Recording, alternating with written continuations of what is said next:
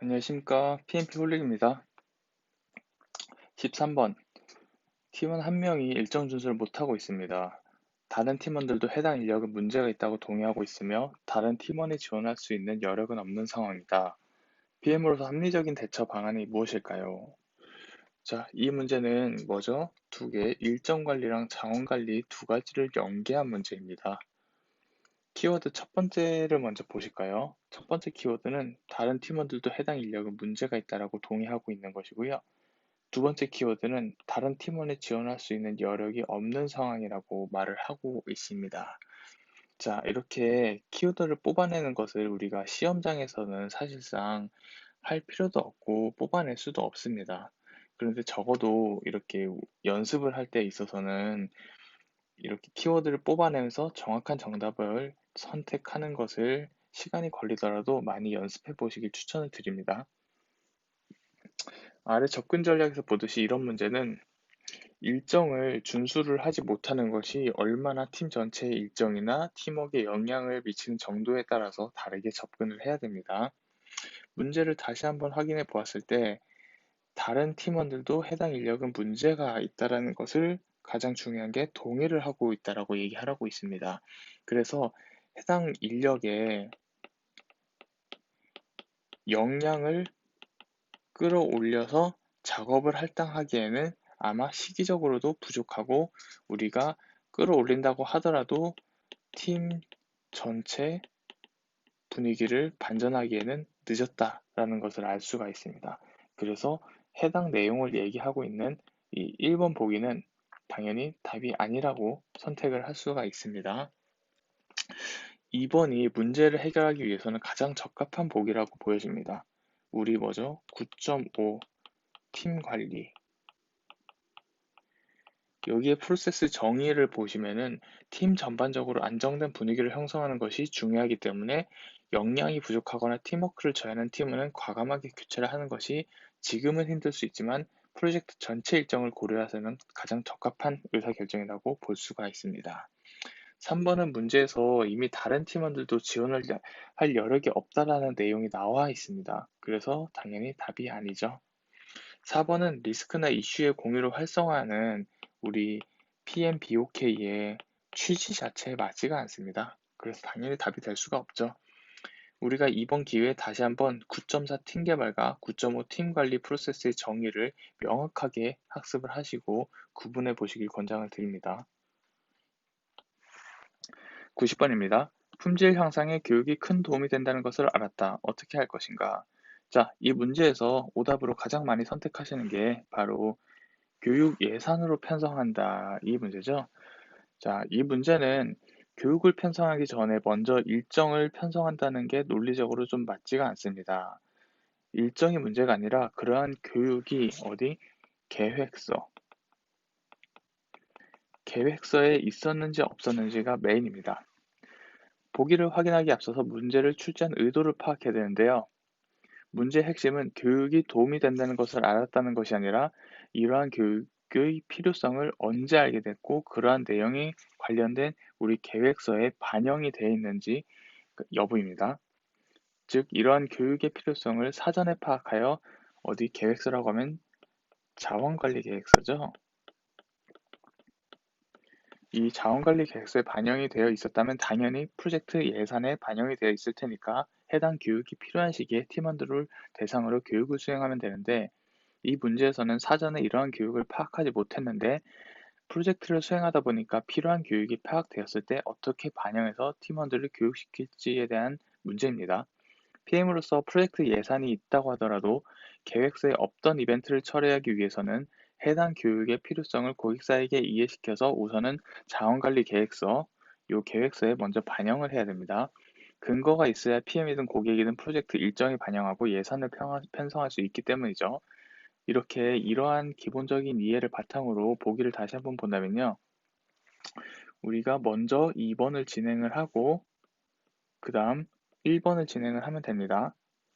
3번은 계획서와 예산이 편성되었다는 가정하에 팀원들에게 교육이 필요한 시점에 교육이 필요한 팀원에게 공지를 해야 되는 거고 4번은 그냥 PM의 희망사항 뿐입니다.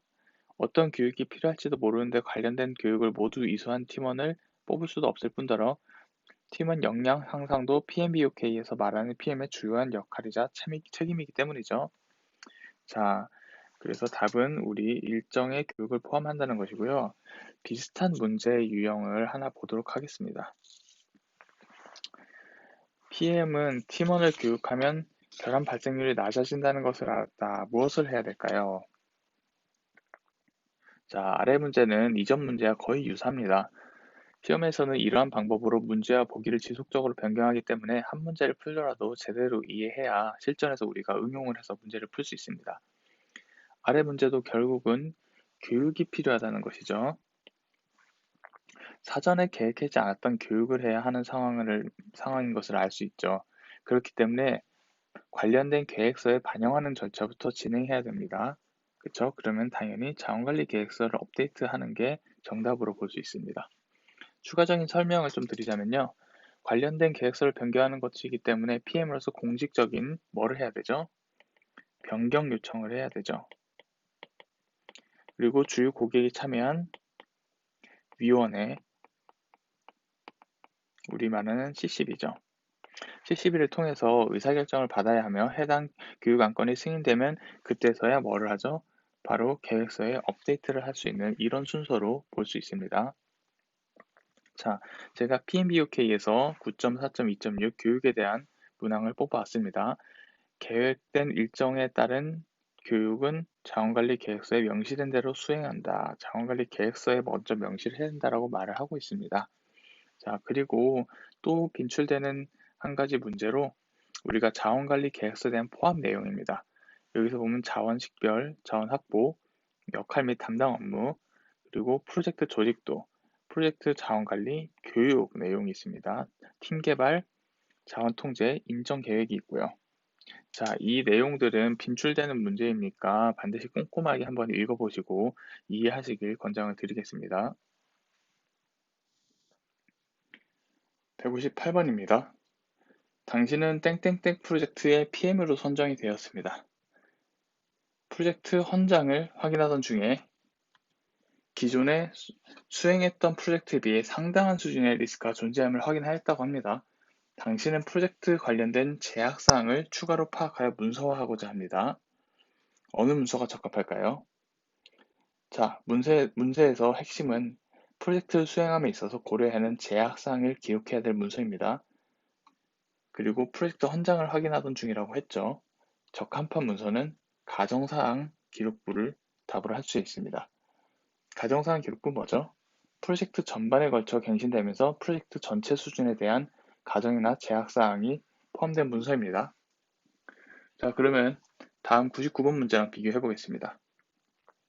고객과 확정된 요구사항을 확인하면서 프로젝트에서 산출할 인도물에 대한 상세한 내용을 정리 중이라고 합니다. 몇몇 요구사항에 대해서 제약사항이 존재하는 것을 발견했으며 프로젝트 관리자는 최소화된 가정사항을 확인하고 싶어 합니다. 어떤 문제를 확인해야 될까요? 질문에서 가정사항 목록을 요구하는 것은 맞습니다. 그런데 프로젝트 전체 레벨의 가정사항이 아니라 개별 인도물 레벨의 가정사항임을 주의해야 합니다. 그게 158번 문제와의 차이점이죠. 개별적인 인도물에 대한 가정 및 제약사항이 어디 들어가 있죠? 프로젝트 범위 기술서에 들어가 있습니다. 상세한 내용 한번 보실게요. 우리 가정사항 기록부는 프로젝트 생명주기 전체에서 발생 가능한 모든 가정 및 제약사항을 기록한 문서입니다. 그에 반해서 프로젝트 범위 기술서를 보면은 포함 내용이 범위 명세서, 인수기준, 프로젝트 인도물, 프로젝트 제외사항이 있고 그 밑에 제약 조건과 가정사항이 있습니다. 두 문제의 차이점 인지하셨죠? 158번 문제는 프로젝트 헌장을 확인하던 중 한마디로 전반적인 레벨의 가정사항이고 두 번째 문제는 인도물에 대한 상세한 내용입니다. 그래서 가정사항 기록부와 프로젝트 범위 기술서에서 각각 나와 있는 가정 및 제약사항이 어떠한 것인지 확인할 수 있는 문제였습니다. 132번 프로젝트는 지난주까지 외부 감리를 받았습니다.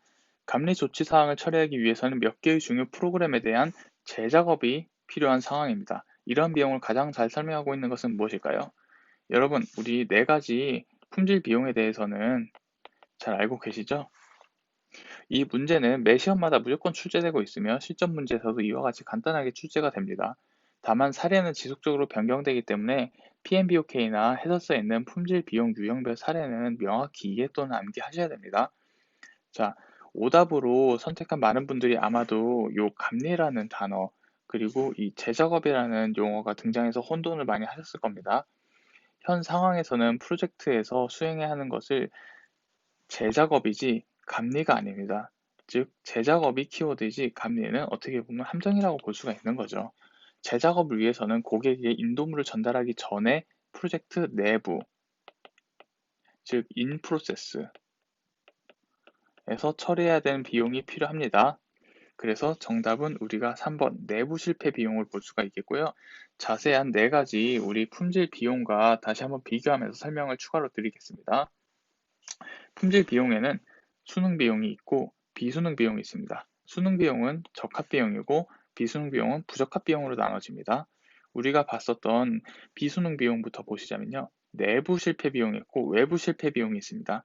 당연히 내부는 우리 프로세스 안에서 발생된 실패 비용이기 때문에 고객에게 인도 전에 발견된 결함에 대해서 사용되는 비용이고 외부 실패 비용은 고객에게 인도 후에 발견되는 결함 조치에 대한 비용입니다. 그리고 다시 한번 또 수능 비용으로 보자면 예방 비용과 평가 비용이 있고요. 예방 비용은 당연히 프로젝트 전 기간에 걸쳐서 고객의 요구 사항을 만족시키기 위한 비용으로 쓰이고 평가 비용은 테스트나 감리 시점에 쓰이는 비용입니다. 근데 아까 감리라는 말이 나왔기 때문에 키워드로 뽑으셔서 평가 비용으로 이렇게 오답을 많이 선택하셨었고, 근데 여기서는 전체적으로 보아도 당연히 고객의 인도 전에 결함을 발견했다라는 게 핵심 키워드이고, 그래서 내부 실패 비용이 더 답으로 적합하다라고 볼 수가 있습니다. 그래서 다시 한번 말씀드리지만 답은 3번 내부 실패 비용이 될 수가 있습니다. 165번 프로젝트 헌장 작성 중이다. 헌장 작성을 위해 필요한 문서 중 비즈니스 케이스를 확인 중인데 프로젝트를 수행해야 하는 타당성이 일부 부족하다고 판단하고 있다. 이때 해야 하는 것은 무엇인가요? 자, 이 문제에 대해서 질문을 주셨던 수험생분들이 답을 맞췄는데 이게 왜 답이 되는지 모르겠다. 그리고 다른 거는 왜 답이 안 되는지 모르겠다. 이런 질문이 대다수였습니다. 그래서 우리가 보기를 하나하나씩 보도록 하겠습니다. 1번은 프로젝트 헌장을 비즈니스 케이스에 맞게 조정한다. 비즈니스 케이스를 헌장에 맞춰야 되는 게 정답인 거죠. 자, 2번을 보시겠습니다. 수행 조직의 비즈니스 범위를 프로젝트 범위에 맞게 조정한다.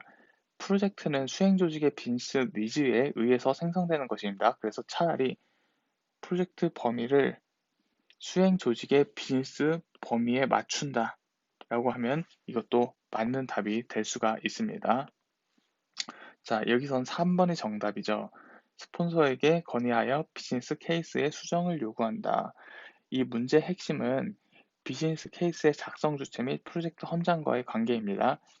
우리 비즈니스 케이스는 조직의 상위 부서, 누구죠?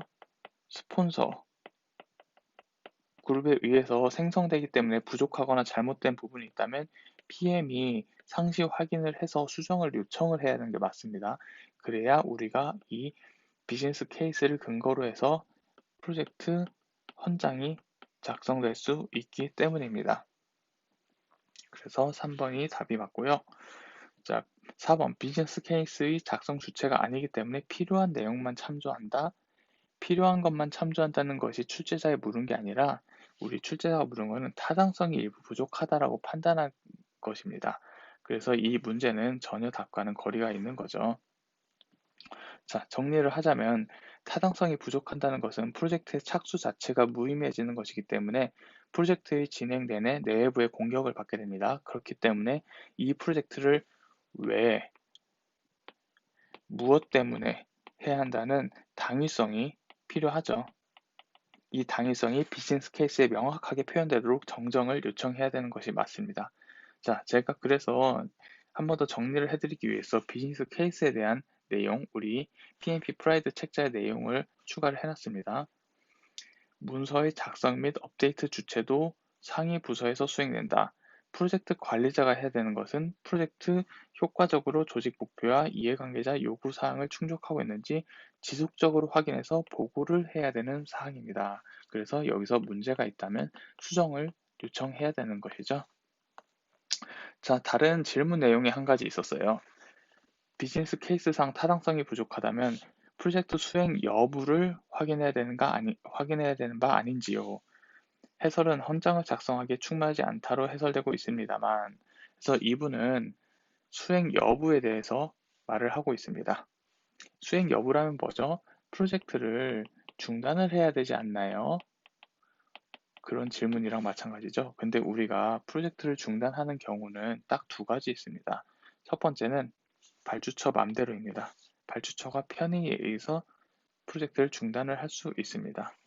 두 번째 같은 경우는 발주처와 수주처 상의 계약상의 문제가 생겼었을 때 프로젝트가 중단이 될 수 있습니다. 이 두 가지 사유를 제외하고는 프로젝트를 PM의 의지대로 중단한다는 것은 우리 PMBOK의 그런 취지에 맞지 않습니다. 그래서 절대 답이 될 수 없다는 걸 기억하시고 다시 한번 비즈니스 케이스에 대해서 잘 읽어보시기 바랍니다. 8번. 두 번째 프로젝트 보고까지는 납기 일정에 문제가 없었는데 세 번째 프로젝트 보고 준비 중에 품질 저하로 인한 테스트 추가로 프로젝트가 지연될 것이라는 통보를 받았습니다. 어떻게 해야 될까요? 자, 1번부터 보실게요. 이슈로 등록하고 보고서에 첨부한다? 지금 제가 아까 지연될에 동그라미 쳤죠. 아직 지연되지 않았습니다. 이슈는 뭐죠? 이미 일어난 사항입니다. 근데 일어나지 않았기 때문에 이슈로 등록하기에는 너무 이르죠. 정답이 될 수 없습니다. 2번, 보고 시기를 미루고 프로젝트 팀에게 납기를 독촉한다. 보고 시기를 미룬다. 보고 시기를 늦추는 것 자체가 프로젝트의 이슈나 리스크를 덮고자 하는 행위죠. 그렇기 때문에 우리 PMI에서 말하는 PM의 윤리강령과 어긋나는 행동입니다.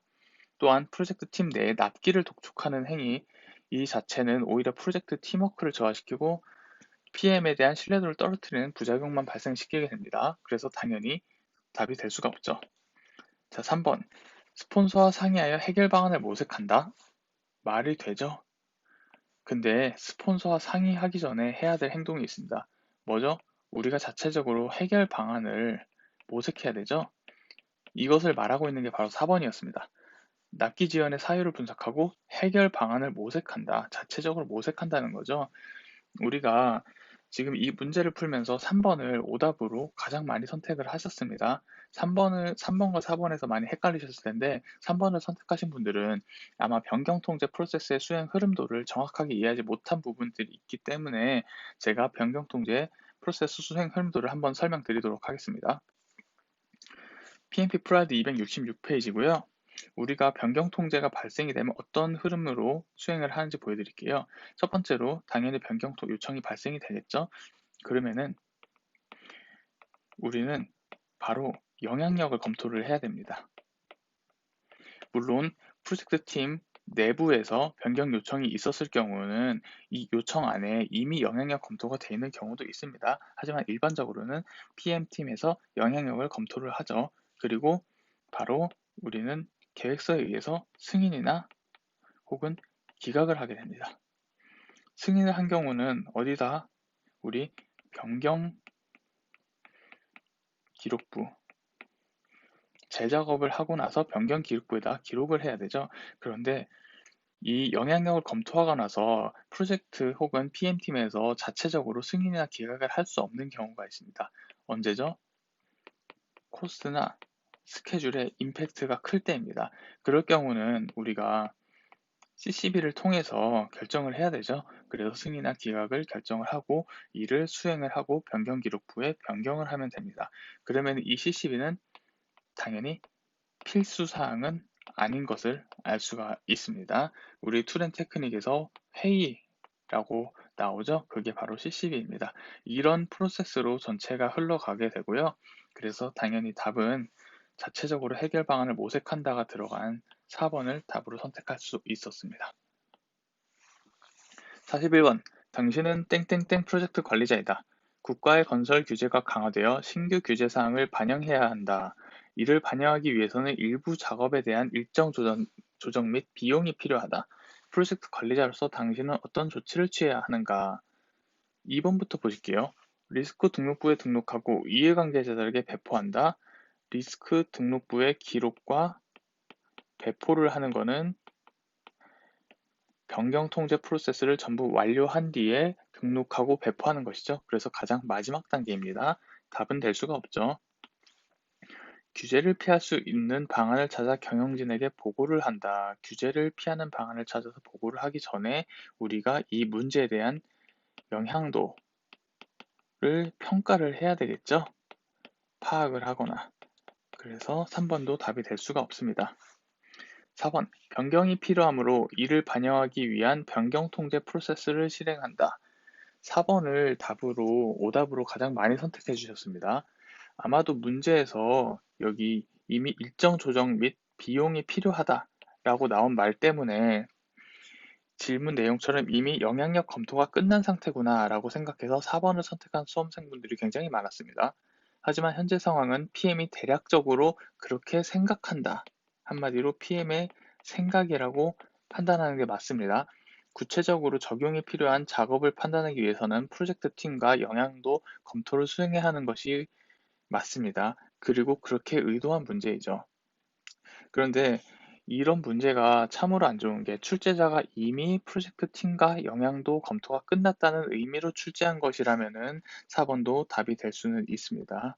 하지만 우리가 PMP 이 문제를 살펴봤을 때 일반적으로 출제 경향을 보면은 이러한 문제의 출제 의도는 명확히 영향도를 검토를 해라. 이런 의도로 문제를 낸 것들이 대부분이었습니다. 그래서 4번보다는 1번, 규제의 영향성을 프로젝트 팀과 같이 파악하여 대책을 세운다는 것이 더 정확한 정답으로 볼 수 있습니다. 13번 문제입니다. 2년 동안 진행하는 프로젝트인데 공급업체가 비협조적이라고 합니다. 일정과 원가가 타이트한 프로젝트로 공급업체가 협조적으로 프로젝트에 참여하도록 하려면 어떤 계약을 해야 될까요? 자, 우리 계약 방식은 두 가지 종류가 있었죠. 크게 봤을 때 픽스드 프라이스와 코스트 리임버서블이 있었습니다. 지금 현재 문제에서는 원가가 타이트하다라고 얘기를 하고 있기 때문에 원가 정산 방식인 코스트 리임버서블을 선택할 경우엔 원가가 증가할 수 있는 여지가 다분합니다. 그렇기 때문에 코스트 리임버서블은 제거를 해줄 수가 있겠죠. 자, 다음으로는 지금 일정도 타이트하고 공급 업체가 비협조적이라고 얘기하고 있습니다. 이럴 경우는 우리가 공급 업체에게 인센티브를 부여를 해서 동기부여를 줘야 되겠죠? 그렇기 때문에 FP, IF가 정답으로 될 수가 있습니다.